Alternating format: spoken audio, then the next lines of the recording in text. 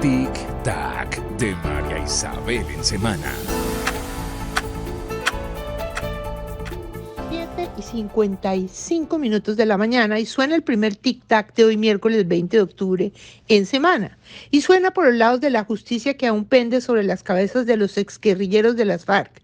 Porque la impunidad lograda en Colombia con el acuerdo de paz, a cambio supuestamente de verdad, justicia y reparación, y no repetición, tiene un alcance apenas doméstico. El gobierno anterior hasta blindó el acuerdo volviéndolo de manera bastante discutible parte del cuerpo constitucional del país. Pero en el resto del mundo, exguerrillero o guerrillero recurrente de las FARC que tenga pendiente delitos cometidos en otros países, aún le aguardan justicias y penas pendientes. Ese fue el caso del canciller de las FARC, Rodrigo Granda, y su reciente y fallido intento de viaje a México. Y la historia de por qué la justicia paraguaya lo persigue, incluso con una orden de captura activa en Interpol, razón por la cual no pudo entrar a México, es la siguiente. Cecilia Cubas, de 31 años, hija del entonces presidente paraguayo Raúl Cubas, fue secuestrada hace 16 años. La mantuvieron cautiva y torturada un año, el de los llamados miembros del Ejército del Pueblo Paraguayo, EPP. Su cabecilla o uno de ellos, Óscar Luis Benítez, fue capturado en el 2017 luego de andar 12 años prófugo. Se declaró culpable en junio del 2021 por el secuestro y la muerte de Cecilia y fue condenado a 34 años de cárcel por el Tribunal de Sentencia paraguayo. Sus palabras exactas en el juicio fueron: yo era joven y aventurero, pequé contra la familia Cubas y quiero pedir perdón. Para esta condena, la Fiscalía presentó pruebas documentales y periciales y hubo declaraciones como anticipo jurisdiccional de pruebas. ¿Pero qué tuvo que ver Benítez con el secuestro de Cecilia? Pues fue su jefe operativo y contacto del grupo secuestrador. En ese papel alquiló casas, reclutó, hizo seguimientos de la víctima, participó en su ejecución. La familia alcanzó a pagar $300,000 por su liberación, pero el EPP resolvió enterrarla viva en una fosa.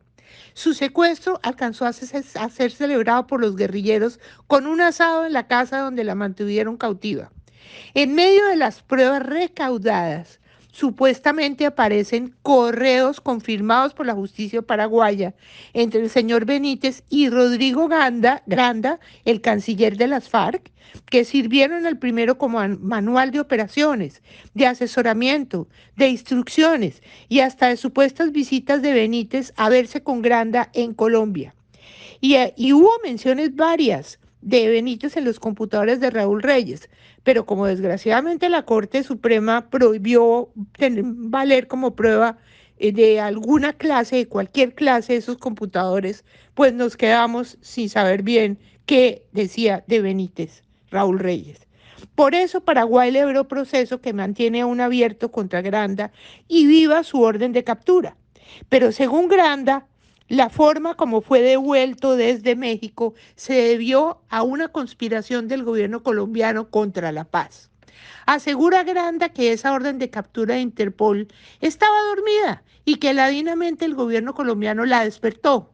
A Granda lo dejó viajar la JEP a México porque el acuerdo de paz permite viajecitos porque se aburren aquí en su paraíso terrenal, antes incluso de la imposición de su restricción de locomoción en Colombia por los delitos cometidos como ordena el acuerdo de paz. De su detención lo salvó el gobierno de izquierda de AMLO en México, con influencia de Cuba, de Noruega y, según Granda, hasta de las Naciones Unidas.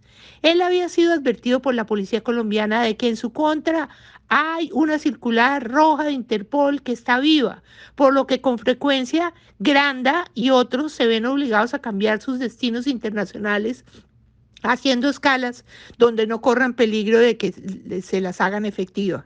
Pero con gran cinismo, desde anoche Granda y los comunes le echan la culpa al gobierno colombiano. Según Granda, él no debe nada, por lo que no teme nada. ¿Que no debe nada? Pues Paraguay no opina lo mismo. Le debe mínimo la verdad de por qué y cómo sepultaron viva a Cecilia Cubas. Y a Colombia le debe todo el resto de la verdad y de la justicia, y de la reparación, y de la no repetición. Granda por lo menos queda avisado de que el turismo no es lo suyo. Conclusión, A las FARC les concedieron impunidad en Colombia, pero no inmunidad diplomática en el resto del mundo. Por eso que agradezcan. Colombia para ellos es un paraíso terrenal.